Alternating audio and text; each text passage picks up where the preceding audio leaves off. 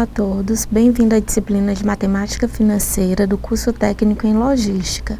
A nossa primeira unidade tem 15 horas aulas e nela iremos tratar da apresentação de dados e tabelas, potenciação, probabilidade, razão e proporção. Vamos lá. A todo instante, a matemática financeira faz parte de nossas vidas. Quando queremos comprar alguma mercadoria a prazo e queremos saber que taxa de juros iremos pagar, ou se vamos solicitar um empréstimo, quanto pagaremos ao final desse empréstimo, por aquela antecipação do pagamento. Essas e outras questões iremos ver na disciplina de Matemática Financeira. Para iniciarmos, vamos tratar com vocês da finalidade da matemática financeira. Sabemos que a matemática financeira é uma ferramenta útil para o conhecimento e também análises de alternativas de investimento ou financiamentos de bens de consumo, e trata também da mudança do valor do dinheiro na questão do tempo em que ele é decorrido.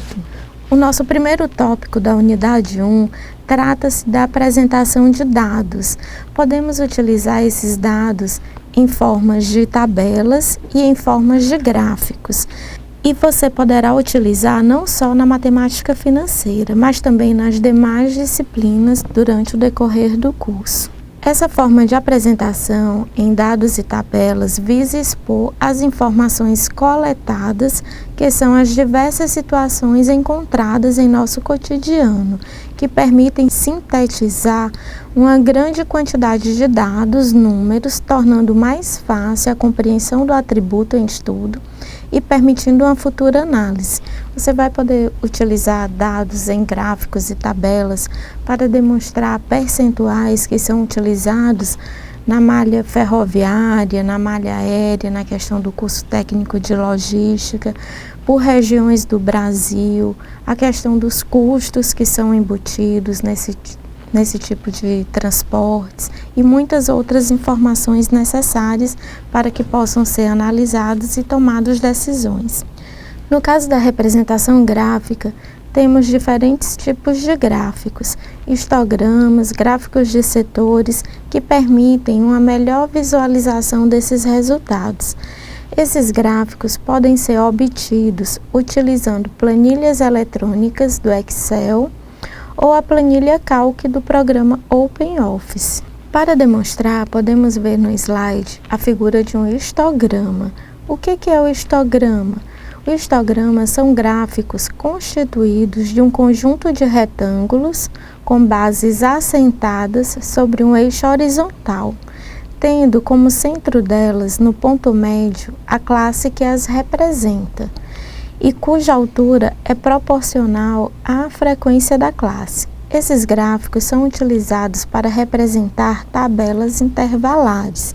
Vocês vão poder utilizar esses gráficos em seus relatórios para demonstrar aquele maior número quantitativo de informações coletadas que possa ter uma visualização mais rápida, e isso irá ajudá-los na tomada de decisões. Temos também o polígono de frequência. O que seria o polígono de frequência? Você pode obter o polígono de frequência pela simples união dos pontos médios dos topos dos retângulos de um histograma, que é a figura que a gente viu anteriormente, que une os pontos representativos das frequências utilizadas para se delimitar aqueles valores. O gráfico de setores, como vocês podem também observar na figura, ele pode ser utilizado tanto para variáveis quantitativas como para variáveis qualitativas. Este gráfico também possui a peculiaridade de facilitar a visualização dos resultados, especialmente quando se trata de porcentagens. Então, ele pode ser utilizado para dar mais ênfase nos relatórios de todos aqueles números que foram coletados, e isso irá ajudá-los bastante na tomada de decisões.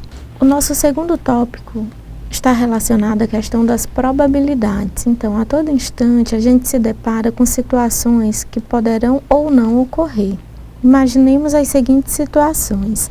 Temos 50% de chance de um projeto dar certo e temos 95% de certeza de que um determinado serviço será realizado em tempo hábil. Quando tratamos das chances acerca de algo que vem a acontecer, estamos falando de probabilidade. Então, o que podemos conceituar a probabilidade? Como a chance de que determinado evento venha a ocorrer. Para falarmos da probabilidade, passamos pela teoria das probabilidades, que está relacionada aos jogos de azar desde o século XVII.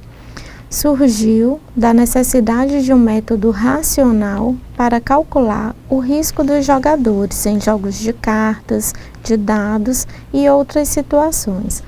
Com o passar do tempo, passou a auxiliar os governos, empresas e organizações profissionais em seus processos de decisões, ajudando a desenvolver estratégias.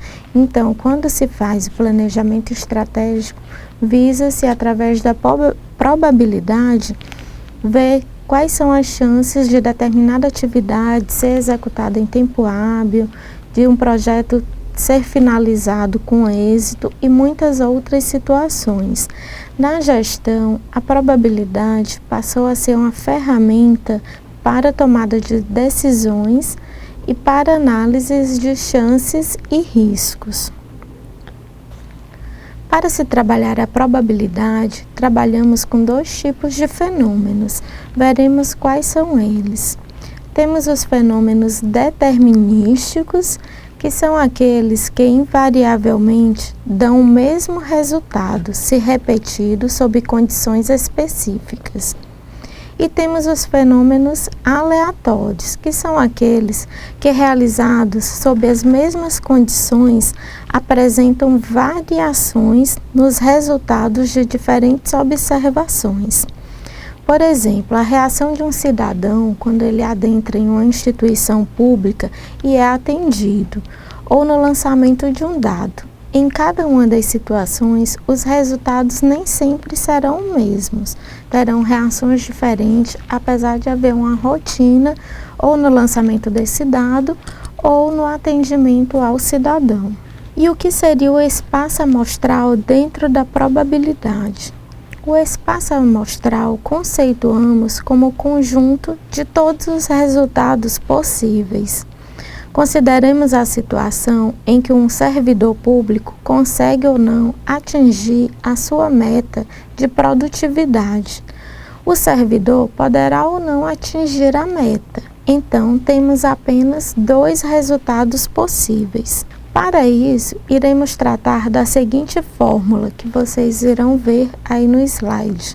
Se um evento pode ocorrer em N maneiras mutuamente excludentes e igualmente prováveis, e se M dessas ocorrências tem uma característica E, então a probabilidade de ocorrência de E é. Então, temos aí que a probabilidade de E é igual a M sobre N. E o que seria M? O número de eventos favoráveis à probabilidade E, que se deseja calcular, ou seja, o número de vezes que E acontece. E N é o número total de ocorrências dentro do espaço amostral. Para exemplificarmos esse conteúdo, iremos demonstrar alguns exemplos básicos para que vocês possam se familiarizar com a probabilidade. Vamos aos problemas. Se jogarmos uma moeda para o alto, qual a probabilidade de sair cara? Para solucionar essa questão, iremos fazer as seguintes análises. Sabemos que o lançamento da moeda pode resultar cara ou coroa, dois resultados. Ambos os casos são igualmente prováveis, isto é, jogando muitas vezes a moeda, espera-se que metade das vezes saia cara e outra metade coroa. Diremos então que a probabilidade de sair cara é 1 sobre 2.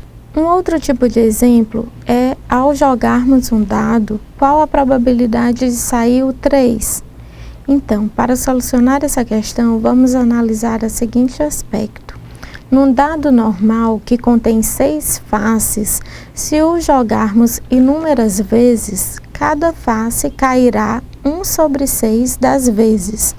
Diremos então que a probabilidade de sair 3 é de 1 sobre 6. Temos ainda uma outra questão que tem a ver com as cartas de um baralho, que teve origem lá na teoria da probabilidade, onde era muito utilizado nos jogos de azar. Se tirarmos uma carta de um baralho, qual a probabilidade dela ser espadas? Das 52 cartas do baralho, 13 são espadas. Naturalmente, todas as cartas podem ser igualmente escolhidas. Então, as possibilidades de tirar espadas são 13 em 52, ou 1 sobre 4. Isso quer dizer que, tirando um baralho completo, uma carta só de cada vez e repetindo o processo 1, número enorme de vezes, tiraremos a espada uma vez em cada 4.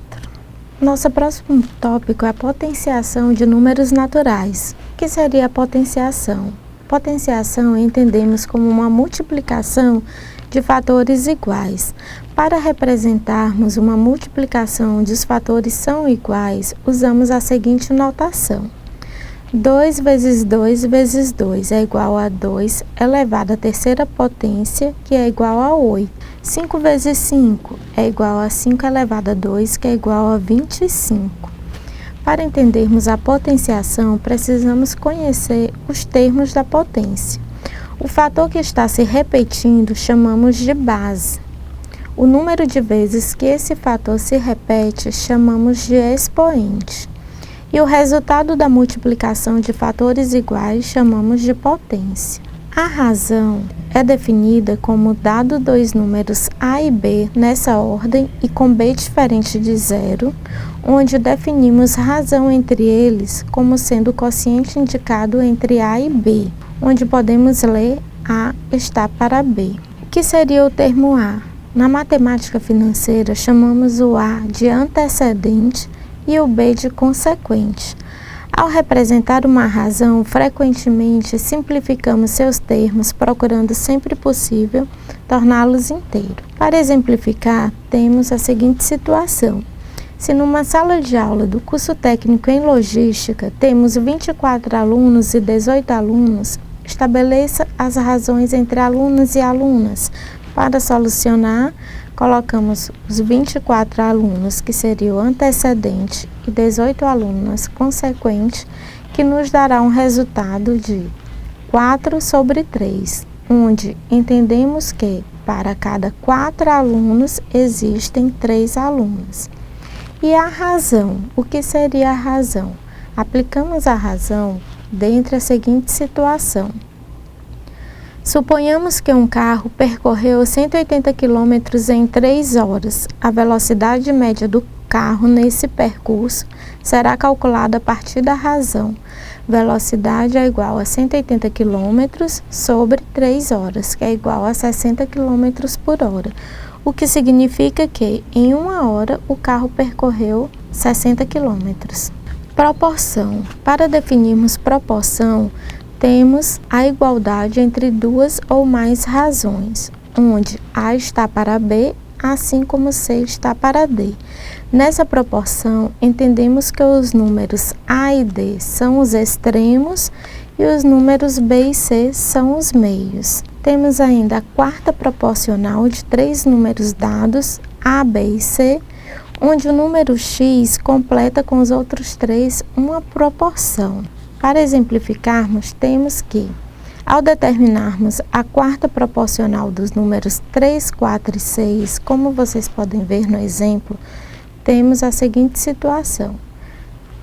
3 sobre 4 igual a 6 sobre x. 3x é igual a 4 vezes 6, que é igual a 8. Para continuarmos o estudo dessa disciplina, é importante que vocês leiam o material didático que encontra-se na plataforma, resolvam as atividades propostas, participem dos fóruns de discussões e estaremos disponíveis durante toda a disciplina para tirar todas as suas dúvidas. Muito obrigada!